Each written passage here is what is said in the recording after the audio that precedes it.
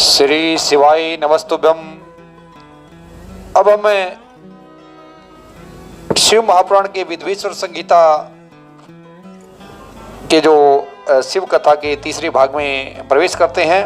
यहाँ पर ब्रह्मा और विष्णु जी ने भगवान शिव से पूछा कि हे प्रभु, सृष्टि आदि 5 कृत्यों के लक्षण क्या हैं, ये हम दोनों को आप बताइए।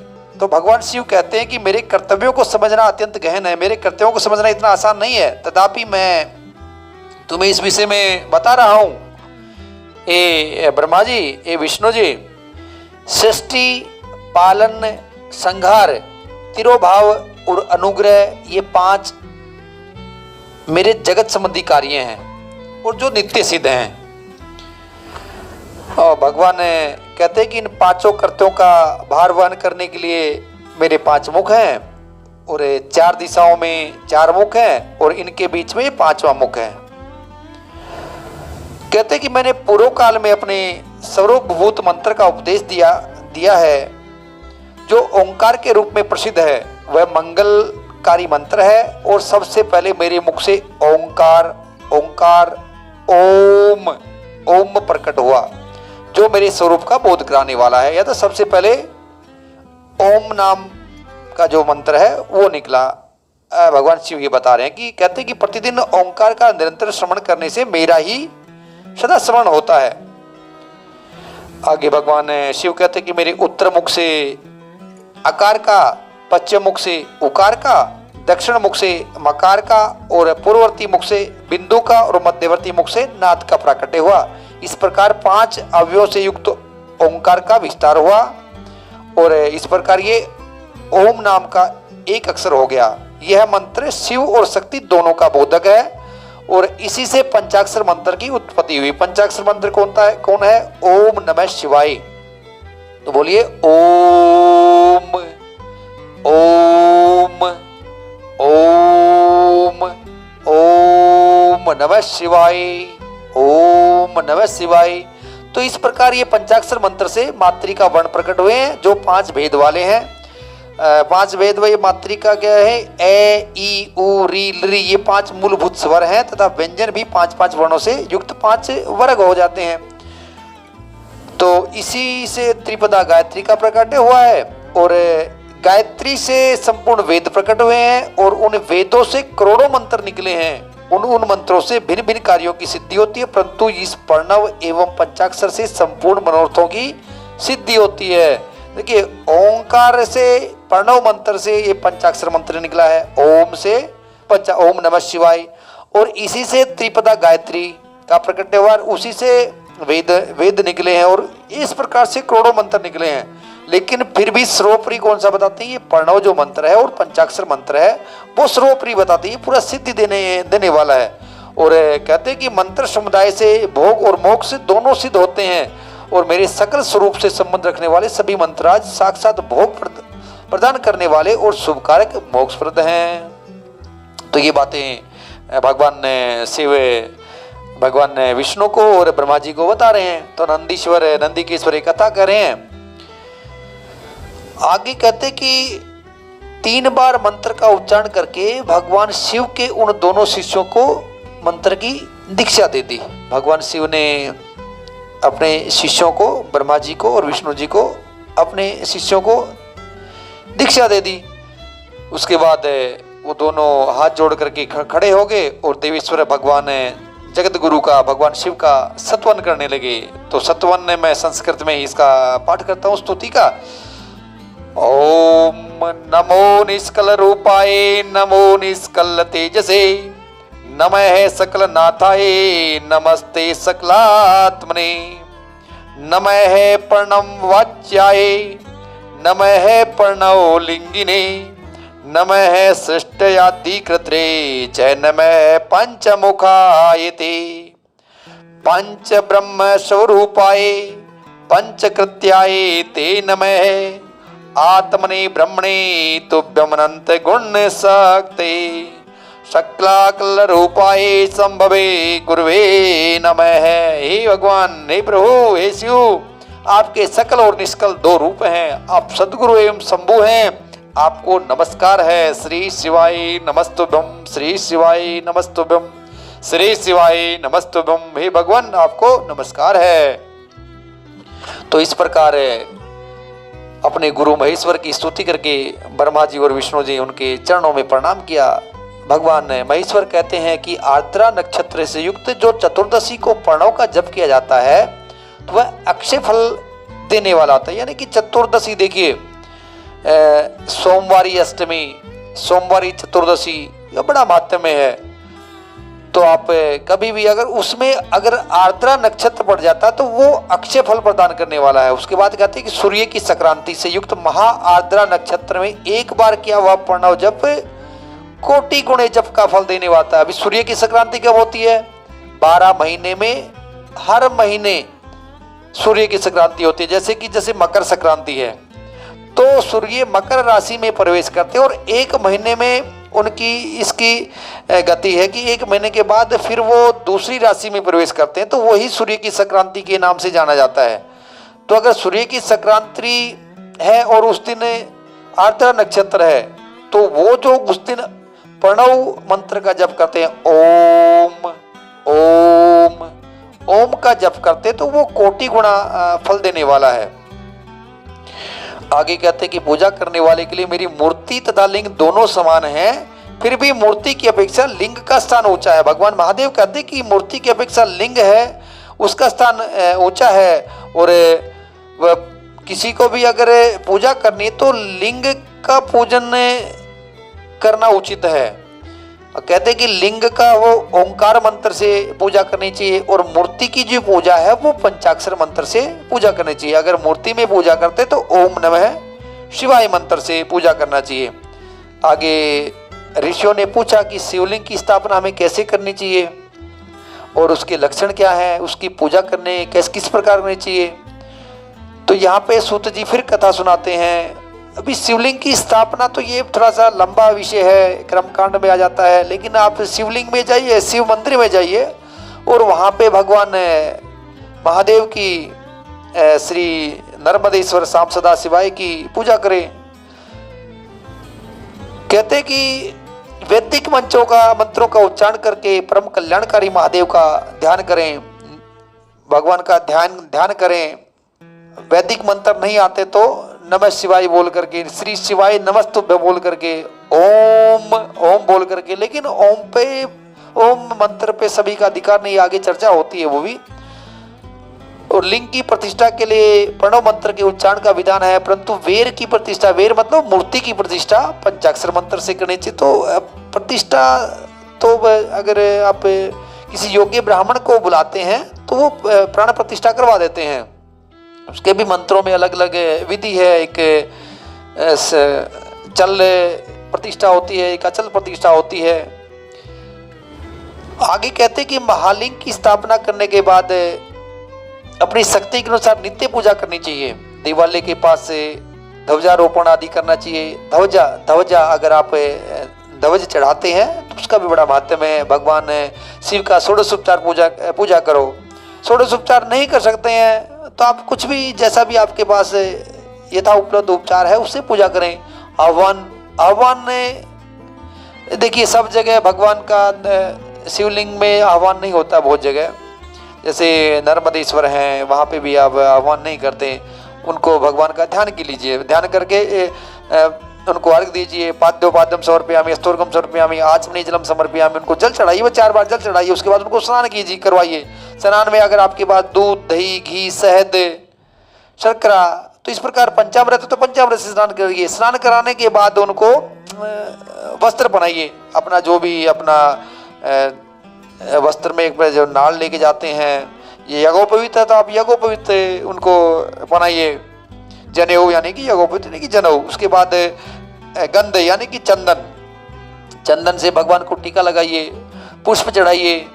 पुष्प में फिर आपके पास ये विल पत्र है तो विल पत्र चढ़ाइए उनको। धूप दीप नैवेद्य तांबुल धूप दिखाइए, दीपक दिखाइए। दीपक दिखाने के बाद हाथ धो लीजिए। उसके बाद नमस्कार कर दीजिए। ये षोडश उपचार यहाँ पे बता रहे हैं, इस प्रकार विधि बता रहे हैं। उसके प्रकार कहते कि इस प्रकार अगर कोई शिव का पूजन करते हैं तो शिव पद की प्राप्ति कराने वाला होता है।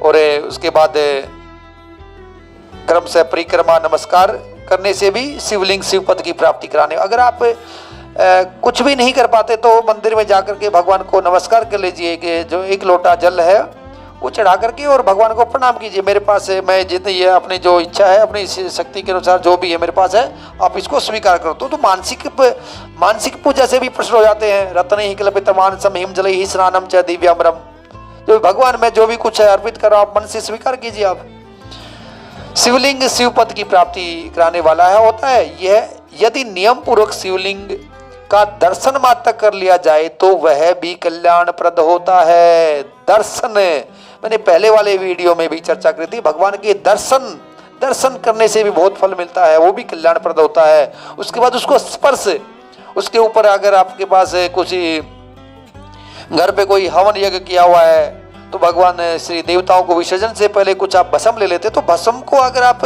त्रिपुंड लगाते हैं भगवान को तीनों उंगली से लेकर के और त्रिपुंड लगा दीजिए, वहां पे त्रिपुंड का भी बड़ा पुण्य होता है। अभी बोलते हैं पंडित जी उपाय बताओ, उपाय क्या बताएं, ये तो भगवान शिव खुद ही बोल रहे हैं सब बातें अपने इसमें। शिव महापुराण आप गीता प्रेस का एक लेकर के आइए और उसका स्वाध्याय कीजिए, उपाय बताने की जरूरत ही नहीं है कोई भी।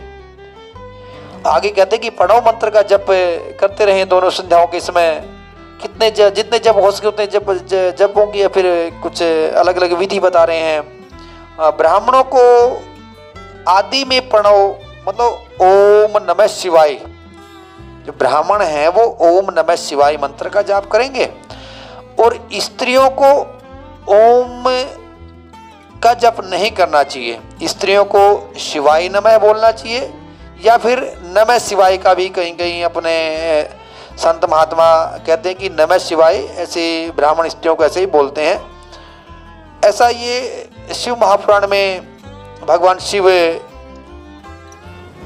ये कथा में अपने शिष्यों को ये बातें बता रहे हैं, सुत जी ऋषियों को ये कथा सुना रहे हैं। तो अगर आप इसमें अगर आपको शंका है, देखिए ओम एक और पुराण में आता है, स्कंद पुराण में भी वर्णन आता है कि भगवान महादेव जी पार्वती को कहते हैं कि पार्वती प्रणव मंत्र का जप पे आपका अधिकार नहीं है, तो अगर आप इससे बचना चाहते ठीक है कोई बात नहीं। किसी ने आपने अगर हाँ देखिए ध्यान दीजिए, गुरु दीक्षा आपने ली हुई है और गुरुजी ने वो मंत्र दिया हुआ है उसमें ओम है प्रणव है, तो उसका आप जप अवश्य करना है, क्योंकि आपने दीक्षा ले ली किसी योग्य गुरु से। और आपने दीक्षा नहीं ली है तो आप स्त्री हैं तो शिवाय नमः से भगवान शिव की पूजा करें, या फिर सबसे बढ़िया है कि श्री शिवाय नमस्तुभ्यम। ये श्री शिवाय नमस्तुभ्यम ये क्या है, ये भी हम आपको इसमें विद्वेश्वर संगीता में ही आगे शायद 1-2 पाठ के बाद हम आपका वर्णन करेंगे उसको। तो आप श्री शिवाय नमस्तुभ्यम बोल करके भगवान शिव को प्रणाम कीजिए, उनकी पूजा कीजिए, जैसा भी आपके पास उपलब्ध है उपचार उपलब्ध है, गंध पुष्प धूप दीप नैवेद्य जो भी आपके पास है उससे भगवान को प्रणाम करके और प्रदक्षिणा करके आ जाइए। आगे कहते हैं कि भगवान आगे कहते हैं कि ब्राह्मण को चाहिए कि वह प्रतिदिन प्रातःकाल 1008 बार गायत्री का जप करे। 1008 यानी कि कम से कम 10 माला। ऐसा होने पर गायत्री क्रम से शिव का पद प्रदान कराने वाली होती है। वेद मंत्रों और वैदिक सूक्तों का भी नियम पूर्वक जप करना चाहिए। वैदिक सूक्त है, पुरुष सूक्त है, रुद्र सूक्त है, श्री सूक्त है, तो इन सूक्तों का भी आप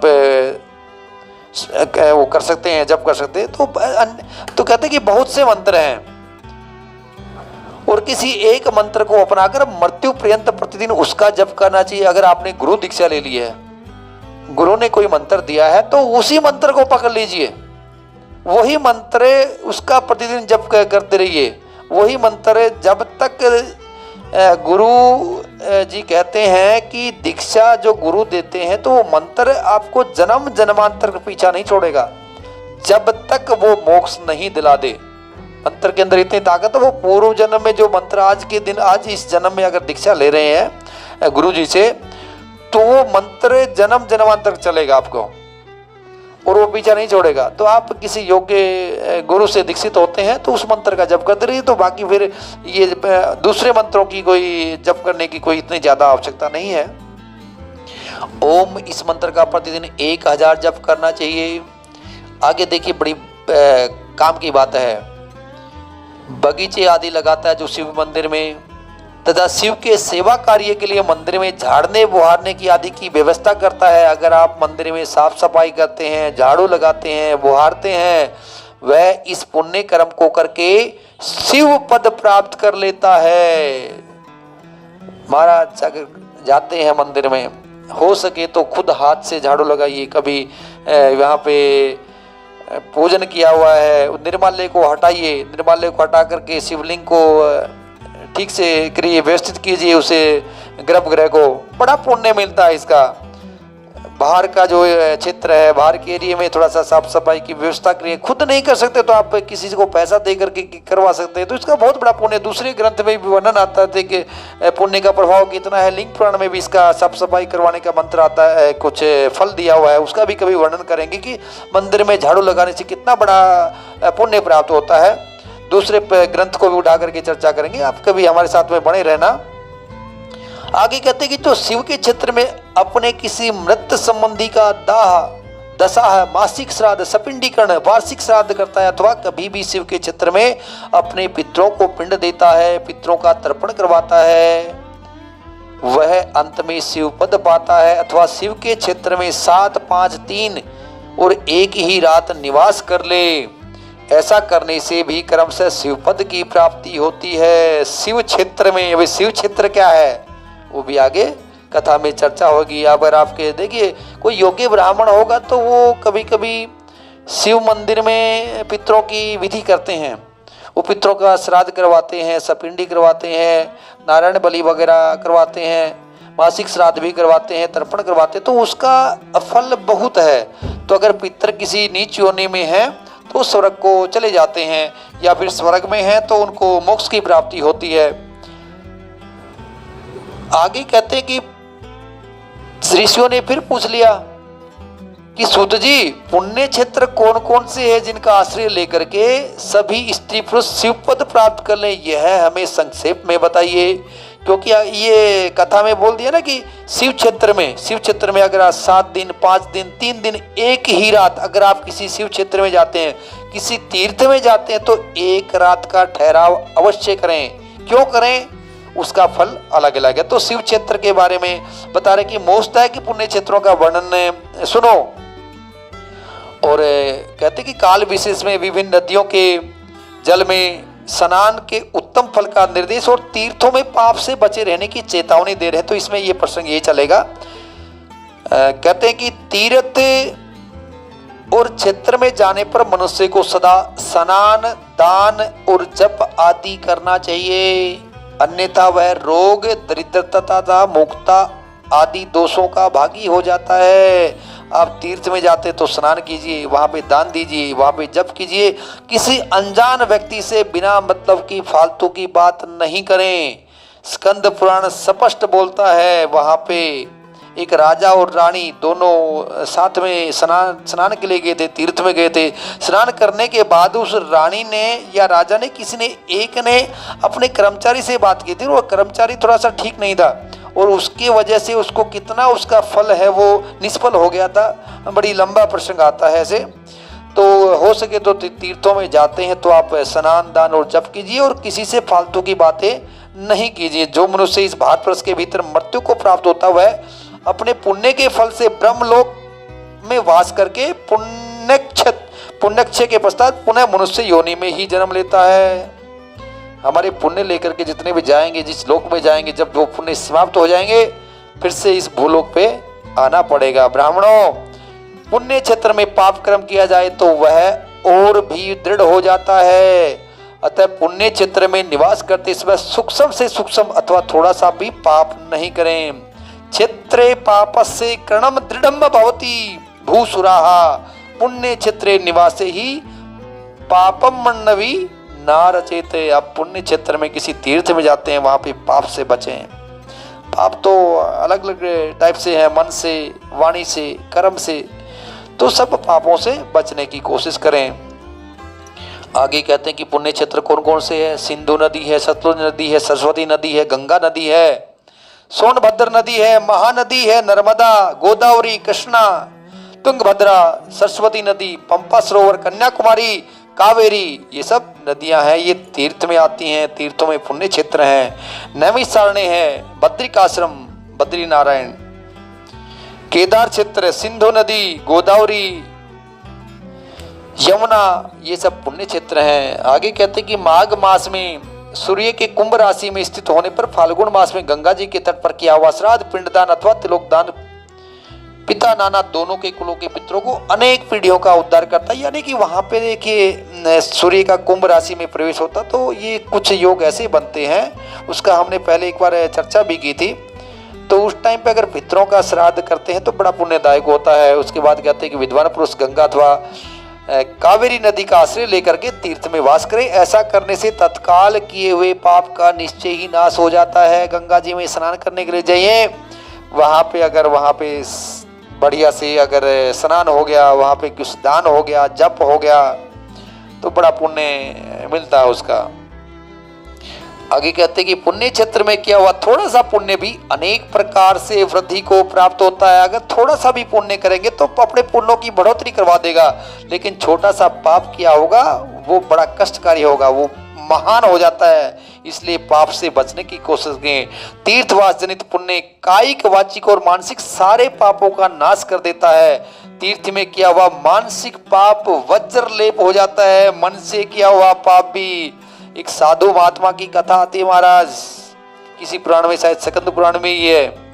किसी स्नान करते टाइम में उसने किसी स्त्री को देख लिया था और उसके अंदर पाप प्रवेश कर गया था।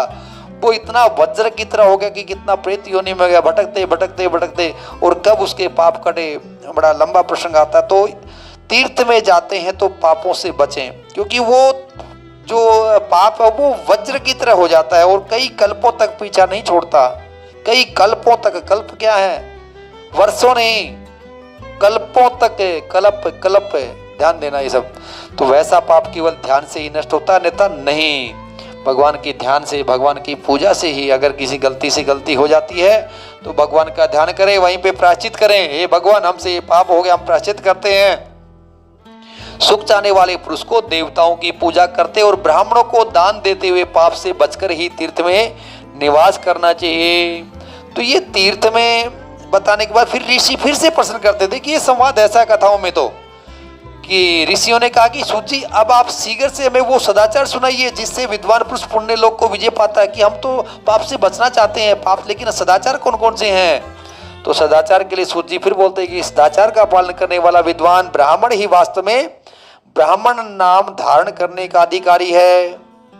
क्षत्रिय जो ये मतलब सदाचार, वेदाचार तथा विद्या, इनमें से एक एक गुण से भी युक्त होने पर उसे द्विज कहते हैं। जो सदाचारी हो, वेदाचार हो, विद्या का पालन करने, उसको द्विज कहते हैं। आगे कुछ सदाचार के नियम और बताते हैं कि दिन में उत्तराभिमुख बैठ करके मलमूत्र का त्याग करना चाहिए, और यदि उत्तराभिमुख बैठने में कोई रुकावट हो तो दूसरी दिशा की ओर मुख करके बैठें। जल, अग्नि, ब्राह्मण आदि तथा देवताओं का सामना बचाकर बैठें। मल त्याग करते समय उठने पर फिर उस मल को कभी नहीं देखें। ये सब सदाचार के नियम हैं जो पुराने, बहुत से पुराणों में ये बातें बताई हैं। और दातुन करना चाहिए, और दातुन करते टाइम कहते हैं कि तर्जनी उंगली का, तर्जनी जो पॉइंटिंग फिंगर जिसको बोलते हैं, उसका उपयोग नहीं करना चाहिए। फिर प्रातःकाल की जो संध्या उपासना में गायत्री मंत्र का जप करके 3 बार ऊपर की ओर सूर्य देव को अर्घ देना चाहिए। जब आप थोड़ा बहुत भी पूजा पाठ करते हैं, मंत्र करते हैं, भगवान सूर्य नारायण को अर्घ देना, ये इसमें भविष्य पुराण में सूर्य नारायण की, सूर्य देव की पूजा के बारे में बड़ा वर्णन दिया हुआ है। और सूर्य को अर्घ देने से बड़ा पुण्य की प्राप्ति होती है। आगे कहते हैं कि तीनों टाइम, वैसे तो अगर सूर्य देव को प्रणाम भी कर लिया ना, देखिए जो मैंने पहले एक प्रश्न किया था कि वो दोनों ने उससे बात किया, लेकिन एक ने सूर्य को प्रणाम कर लिया, तो उसका जो किसी उससे चांडाल से बात हुई थी ना, उसकी कर्मचारी जैसे, उससे बात की, तो उसका जो उससे बात करने का जो फल था वो निष्फल हो गया था, उसने जो उसका जो प्रभाव था। लेकिन वो सिर्फ सूर्य के दर्शन करने से ही उसको स्नान का पूरा फल मिला था। तो अगर ऐसा नहीं हो सकते आप भगवान शिव को, तो भगवान माता क्षमा चाहता हूँ सूर्यनारायण भगवान को, तो तीनों टाइम अगर दर्शन करके प्रणाम कर लीजिए तो उसका भी बड़ा फन है। या तो तीनों समय पर संध्या करनी चाहिए। त्रिकाल संध्या तो बड़ी कठिन है, त्रिकाल संध्या नहीं कर सकते तो भगवान का एक बार थोड़ा सा नाम जब कुछ ना कुछ तो ध्यान तो जरूर कीजिए। यदि 1 मास तक नित्य कर्म छूट जाए तो पुनः अपना उपनयन संस्कार कराएं। महाराज बड़े ग्रंथों में बड़ी इतनी गहराई की बातें लिखी। ब्राह्मण का अगर 3 दिन तक अगर वो संध्या बंधन छूट जाता है तो उसको उसका प्रायश्चित करना पड़ता है। अगर 1 मास तक नित्य कर्म छूट जाए तो पुनः उसका उपनयन संस्कार कराना पड़ेगा, पुनः जनेऊ संस्कार होगा। जनेऊ संस्कार बहुत बड़ा है, उसको फिर से वही जनेऊ, नया जनेऊ धारण करना पड़ेगा। तो 1 मास तक इसलिए नित्य संध्या हमेशा करनी चाहिए, छूटनी नहीं चाहिए। किसी सुतक पातक में भी उसका मानस पूजा करते रहें, मानस जप करते रहें, ऐसा वर्णन है। आगे कहते हैं कि अर्थ सिद्धि के लिए ईश, गौरी, कार्तिकेय, विष्णु, ब्रह्मा, चंद्रमा और यम का तथा ऐसे ही अन्य देवताओं का भी शुद्ध जल से तर्पण करें। तर्पण भी नित्य तर्पण आता है। तर्पण की विधि भी बड़ी लंबी विधि है, कर्मकांड में आती है, लेकिन फिर तर्पण कर्म को ब्रह्मा अर्पण करके शुद्ध आचमन कर रहे हैं। ब्रह्मा जी को अर्पण कर देते हैं, ब्रह्मा अर्पण मस्तु वैसे बोल करके, और फिर आचमन कर लेती है। और पहले प्रणव का जप करके उसके पश्चात गायत्री मंत्र की आवर्ती करें, ओम। उसके बाद गायत्री मंत्र का कहते हैं कि ब्राह्मणत्व की पूर्ति के लिए श्रेष्ठ ब्राह्मण को प्रतिदिन प्रातःकाल 1000 गायत्री मंत्र का जप करना चाहिए, और मध्य काल में 100 बार और साय काल में 28 बार जप की विधि है। ब्राह्मण को 1000 गायत्री मंत्र जप का विधान यहाँ पे बता रहे हैं, और दोपहर को 100 बार मतलब 1 माला, सुबह मतलब 10 माला और शाम को 28 बार। तो 12 लाख गायत्री का जप करने वाला पुरुष पूर्ण रूप से ब्राह्मण कहा गया है। 12 लाख तो देखिए, अगर नित्य जो ब्राह्मण नित्य संध्या में अपने कुछ भी 1 माला, 2 माला, 5 माला, जितनी भी माला निकालता तो वो उसका जप इतने हो जाते हैं। या गुरु मंत्र लिया हुआ तो गुरु मंत्र की 5 माला, 10 माला, 21 माला, जितनी भी माला निकालते हैं या अनगिनत भी निकालते हैं, वो से मानसिक मंत्र का जब मन में जप करते रहते हैं तो वो पूर्ण हो जाते हैं। तो 12 लाख गायत्री मंत्र जप करने वाला पुरुष पूर्ण रूप से ब्राह्मण कहा गया है। और जिस ब्राह्मण ने 1 लाख गायत्री का भी जप न किया उसे वैदिक कार्य में न लगाए। वैदिक कार्य में महाराज जाते हैं, अपना पंडित जी बन गया, मैं हवन पूजन करना शुरू कर दिया, नहीं। तो ब्राह्मण को कम से कम 1 लाख गायत्री का जप किया है, तभी वो वैदिक कार्य में लगने का अधिकारी होता है। 17 वर्ष की अवस्था तक नियम पूर्वक कार्य करे, इसके बाद गृह त्याग का संन्यास ले ले। संन्यास के बारे में तो बड़ी लंबी कहानी है, तो लेकिन गृहस्थ आश्रम है वो ग्रंथों में सबसे अच्छा बताया है। आगे कहते हैं कि कुछ दोष बताते हैं। मुमुक्षु ब्राह्मण को सदा ज्ञान का ही अभ्यास करना चाहिए। धर्म पूर्वक उपार्जित धन से जो भोग प्राप्त होता है उससे एक दिन अवश्य वैराग्य के उदय हो जाता है। भक्ति का उदय कैसे होगा? जब भगवान शिव की उपासना होगी तो भक्ति आएगी, भक्ति आएगा तो ज्ञान आएगा, और ज्ञान आएगा तो वैराग्य अपने आप उदय हो जाएगा। सतयुग आदि में तप को प्रशस्त कहा गया है, किंतु कलयुग में द्रव्य साधन, धर्म, दान आदि अच्छा माना गया है। कलयुग में दान अच्छा माना गया है। सतयुग में ध्यान से, त्रेता में तपस्या से और द्वापर में यज्ञ करने से ज्ञान की सिद्धि होती है, परंतु कलयुग में प्रतिमा, भगवत विग्रह की पूजा से ज्ञान लाभ होता है। कलयुग में भगवान की भक्ति करते हैं, प्रतिमा पे, भगवान का शिवलिंग की पूजा पे या भगवान की प्रतिमा पे पूजा करते हैं तो उससे ज्ञान लाभ होता है। उसके बाद कहते हैं कि धन के उपार्जन की विधि बता रहा हूं। धन कैसे कमाना है उसकी विधि बता रहे हैं कि ब्राह्मण को चाहिए कि वह सदा सावधान रह करके विशुद्ध प्रतिग्रह, दान ग्रहण तथा यज्ञ कराने आदि से धन का अर्जन करे, क्योंकि ब्राह्मण का तो कर्म है यज्ञ कर, विद्या अध्ययन करना, पढ़ना और पढ़ाना, यज्ञ करना और यज्ञ कराना, और दान लेना और दान देना, ये 6 कर्म ब्राह्मण के बताए हैं। तो धन का अर्जन करे, वह इसके लिए कहीं दीनता नहीं दिखाए, किसी के आगे अपने हाथ नहीं बढ़ाए, न अत्यंत क्लेशदायक कर्म ही करे।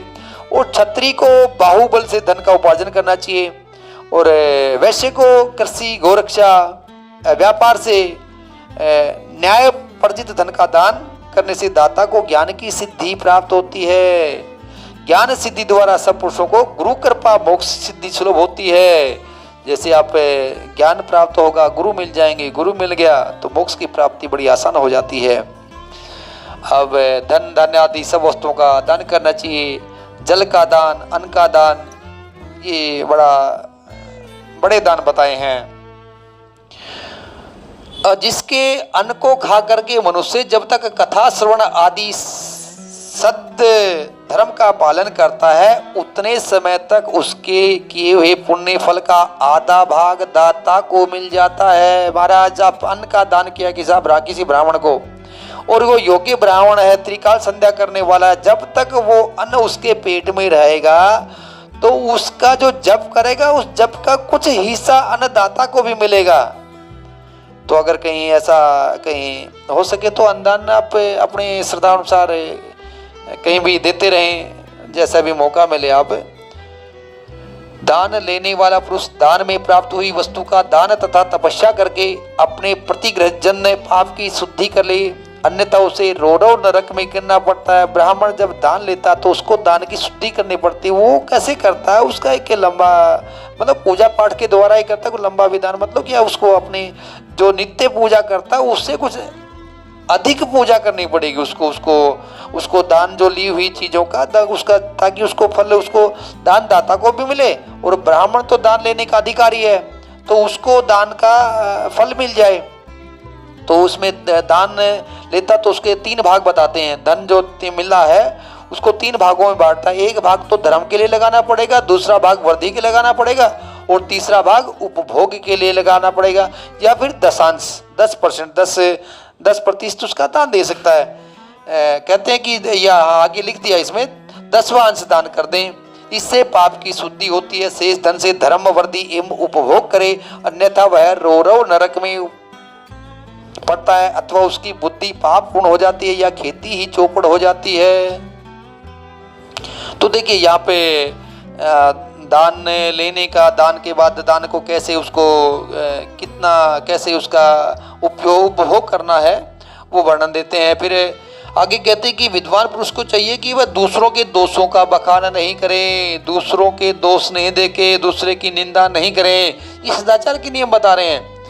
ब्राह्मणों, दोषवश दूसरों को के सुने या देखे हुए चित्र को भी प्रकट नहीं किया। आपने किसी के दोष सुन लिए, किसी की निंदा सुन ली, वो तो आपको पाप लग ही गया, उसके बाद उसका बखान दूसरे को करेंगे तो उसका और पाप के भागी हो जाएंगे। अग्निहोत्र कर्म अवश्य करें। दोनों संध्याओं के टाइम पे दीपक लगाएं। दीपक लगाने तो गाय की जो गोष्ठी है उसके अंगारी के ऊपर भगवान अग्निदेव को एक आहुति दे दें, वो भी बहुत अच्छा है। या सूर्य को और अग्नि को विधि पूर्वक दी हुई आहुति संतुष्ट की, या फिर आप सूर्यनारायण भगवान को अर्घ देते हैं तो वो भी एक टाइप से एक हवन में हो जाता है, एक अग्निहोत्र हो जाता है। अगर आप सुबह जैसे गैस के ऊपर है या चूल्हा के ऊपर है, तो जैसे माताएं अपना नहा धो करके सुबह खाना पकाती हैं तो वहाँ पर थोड़ा सा भी भोग लगा देती, तो वो भी एक टाइप से एक प्रकार से भोग हो जाता है। और संध्या काल में जब मात्र या सूर्य की वंदना मात्र कर लें। संध्या काल में भगवान सूर्य नारायण को एक वंदना कर लें, जैसे कि पहले हमने वर्णन किया था। तो जो सदा ब्रह्म यज्ञ में तत्पर होते हैं, देवताओं की पूजा में लगे रहते हैं, नित्य अग्नि पूजा एवं गुरु पूजा में अनुरक्त होते हैं तथा ब्राह्मणों को तृप्त किया करते हैं, वे सब लोग सर्वलोक के भागी होते हैं। तो यहाँ पे कैसे इसके सदाचार के नियमों का वर्णन है। तो ये कथा का ये भाग हम यहीं पे पूरा करते हैं। अगले भाग में हम लेंगे कि देव यज्ञ, अग्नि यज्ञ, ब्रह्म यज्ञ, गुरु पूजा और ब्रह्म तप्ति क्या है, और उसको देव यज्ञ का जो आगे का जो प्रसंग है उसको अध्याय को सुनने का, पढ़ने का, देव यज्ञ कैसे उसको प्राप्त होता है, फिर देश काल, कौन से देश में कहाँ पे पूजा करें तो वो ज़्यादा फलदायी होगी, किस काल में पूजा करें तो फलदायी होगी, और दान किस प्रकार से देना चाहिए, और भगवान शिव की पूजन की विधि किस नक्षत्र में, कौन से टाइम पे, किस मास में किस प्रकार से पूजा करेंगे तो वो ज़्यादा फलदायी होगी।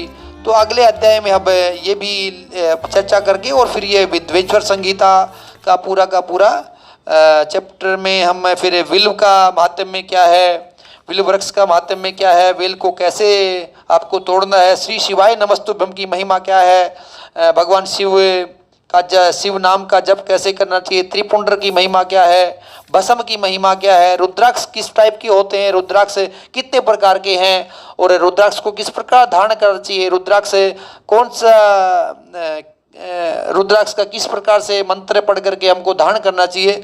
तो यहाँ पे फिर ये विद्वेश्वर संहिता का समापन होएगा। तो इस प्रकार से हम इस कथा को आगे बढ़ाएंगे। श्री शिवाय नमस्तुभ्यम।